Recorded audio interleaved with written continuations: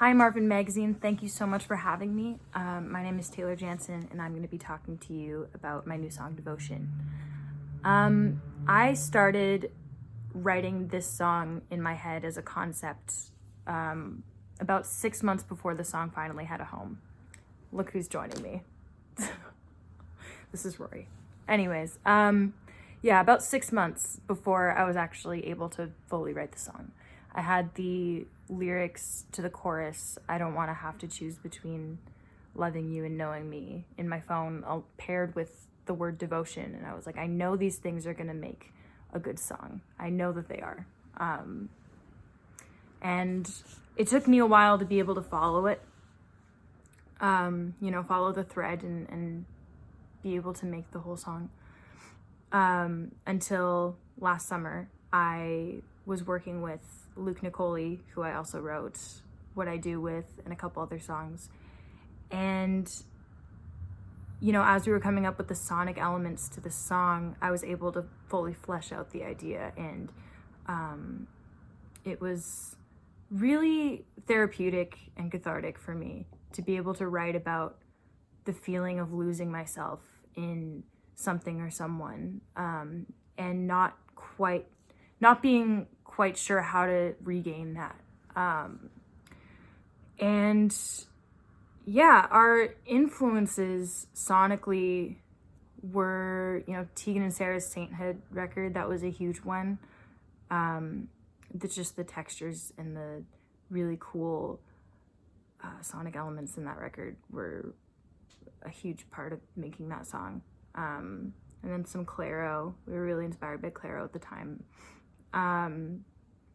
And Bleachers, just a lot of really interesting textured production was on my mind when we were creating the song. But as far as the lyrics go, I started out writing about my personal experience.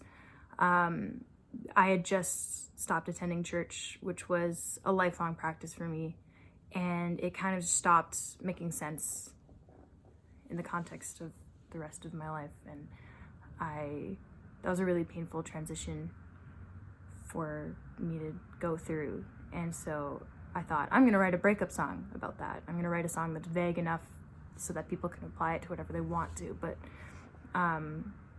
once I got to the second verse, the tone kind of shifted a little bit from this specific instance to just how I have a tendency to forget myself when I am devoted to something or someone. And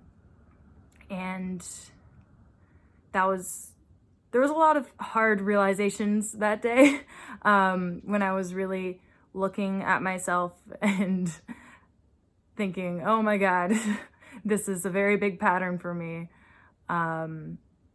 What the hell? But we wrote the song and it felt like I had finally been able to put to words this thing that had been weighing on me for a really long time. And now when I look at it, at first when I wrote it, it was like a sad song and a very frustrated moment for me.